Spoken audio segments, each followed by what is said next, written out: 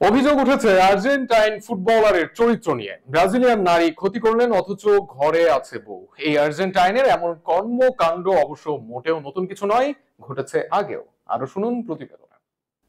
Argentine footballer Alex Sandro বার্নাবেও আবারও আলোচনায়, তবে এবার ফুটবলের মাঠে নয়, ব্যক্তিগত জীবনের বিতর্কে।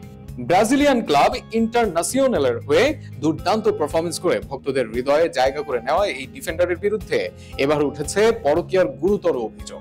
এক ব্রাজিলিয়ান নারী ভক্তের সঙ্গে গোপন সম্পর্কের অভিযোগে তোলপাড় ব্রাজিলের ফুটবল অঙ্গন। দ্য স্কটিশ সানের এক প্রতিবেদনে উঠে আসে, গত 10 জুলাই রাতে পোর্তোর আলেগ্রের একটি গ্যাস স্টেশনে বার্নাবেওর সঙ্গে দেখা করেন ওই নারী। গাড়ির ভেতরেই হয় কথোপকথন, যা এক পর্যায়ে সেই সম্পর্ক হয় আরো বেশি কিছু। আলোচনা গড়ায়। নারীর দাবি, বার্নাবে ইনস্টাগ্রামে টেম্পোরারি মোড ব্যবহার করেছিলেন যাতে কোনো বার্তার প্রমাণ না থাকে।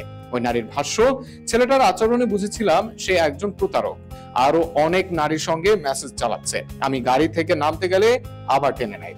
উল্লেখ্য, আলেক্সান্দ্রো বার্নাবে বিবাহিত, স্ত্রীর নাম ভ্যাল ডি পম্পো এবং তাদের রয়েছে 2 বছর বয়সী এক কন্যা সন্তানও। নিজের সামাজিক যোগাযোগ মাধ্যমে প্রায় স্ত্রী কন্যার সঙ্গে তোলা ছবি শেয়ার করেন তিনি। তাই এমন অভিযোগে অনেকেই হতবাক। এর আগেও বিতর্কে জড়িয়েছিলেন বার্নাবে। 2023 সালের অগাস্টে স্কটল্যান্ডের গ্লাসগোতে মদ্যপ অবস্থায় গাড়ি চালানোর দায়ে জরিমানাও গুনতে হয়েছিল তাকে।